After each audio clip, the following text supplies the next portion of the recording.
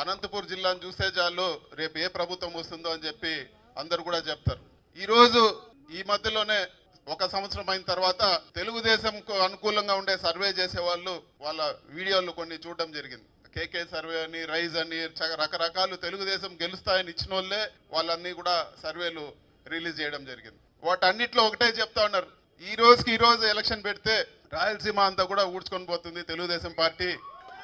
ఈ రోజు ఎలక్షన్ పెడితే 70 నియోజకవర్గాల్లో ఎమ్మెల్యేలు గెలిచే పరిస్థితి లేదని చెప్పి ఎందుకు ఈ విధంగా అయిపోయింది? ఒక సంవత్సరంలోనే మామూలుగా ఒక ప్రభుత్వానికి చెడ్డ పేరు 3 సంవత్సరాల్లో రావాలి కదా, ఒక సంవత్సరంలోనే ఎందుకు ఇట్లా అయిపోయిందని వింటే వాళ్ళు చెప్పేది ఏమంటే ప్రతి ఒక్కరు కూడా సెటిల్మెంట్లు, ఎవరు ఎక్కడ లేఅవుట్ వేసినా ఆడ డబ్బులు వసూలు చేయడము, బియ్యము, మట్టి, ఇసుక, మద్యము అన్నీ కూడా ఈరోజు సెటిల్మెంట్లు చేసే పరిస్థితి, ప్రజలను వదిలేసినారు. మరి ఇంకా చంద్రబాబు నాయుడు, లోకేష్ ఏం చేస్తా ఉన్నారో చూస్తే వాళ్ళు రోజు దేవుని తలుచుకుంటారో లేకపోతే వాళ్ళ కుటుంబ సభ్యుల్ని పెద్దల్ని తలుచుకుంటారో లేదా కానీ రోజు జగన్ జగన్ జగన్ అనందే వాళ్ళకి అన్నం ముద్ద దిగదు, నిద్ర పట్టదు. మీరు ఏం మంచి పని చేసినారు ఈరోజు రాష్ట్రానికి, మీరు ఏం మంచి పని చేసినారు, మీరు హామీలు ఏమి ఇచ్చారంటే జగన్ జగన్ జగన్ అంటారు. అయ్యా మీరు వచ్చే సంవత్సరం ఏం చేయబోతారు? ఫీజులు లేదు, హాస్పిటల్లో ఈరోజు పేషెంట్లు ఇబ్బంది ఉంటే జగన్ జగన్ అని చెప్పి వాళ్ళకి ఈ ఒక్క మాట చెప్తే ఈరోజు ఎంత భయపడతా ఉన్నారో ఈ ఒక్క ఉదాహరణే మనం గుర్తుపెట్టుకోవాల్సిన అవసరం అని చెప్పి కూడా తెలియజేస్తా ఉన్నాను. ఈరోజు రాష్ట్ర వ్యాప్తంగా రైతుల పరిస్థితి అత్యంత దారుణంగా ఉంది. ఎక్కడన్నా కానీ ఈరోజు చేపలు పెంచితే అక్కడ కూడా రేట్లు పడిపోయినాయి. అంతా సిండికేట్ అన్నారు, సిండికేట్కు తెలుగుదేశం సపోర్ట్ చేస్తాం. వరి ఈరోజు ఎక్కడ కూడా వడ్లకు కానీ బియ్యం కానీ రేట్లు పడిపోయినాయి. మామిడి రైతులు ఎప్పుడు నేను వింట్లా 2 రూపాయలు, ఈరోజు 2000 రూపాయలు టన్ అని చెప్పి 2 రూపాయలు కిలో అని చెప్పి ఈరోజు కింద పారబోసే పరిస్థితి. ఈరోజు పాడి రైతులు కూడా 4-5 రూపాయలు రేట్లు పడిపోయిన పరిస్థితి.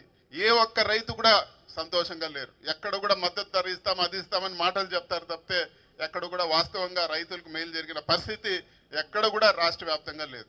రాష్ట్రంలో ఉండే పాపులేషన్లో 65% రైతులే ఉండరు. 65% రైతులు సంపాదిస్తేనే, రైతులు కష్టపడి వాళ్ళు కష్టం చేస్తేనే ఆ కుటుంబాలు ఈరోజు గడిచే పరిస్థితి ఉంది. ఇంక ఇవన్నీ లేకుండా ఒకే ఒక దానికి మద్దతు ధర ఇచ్చారు, మీకు అందరూ కూడా తెలుసు.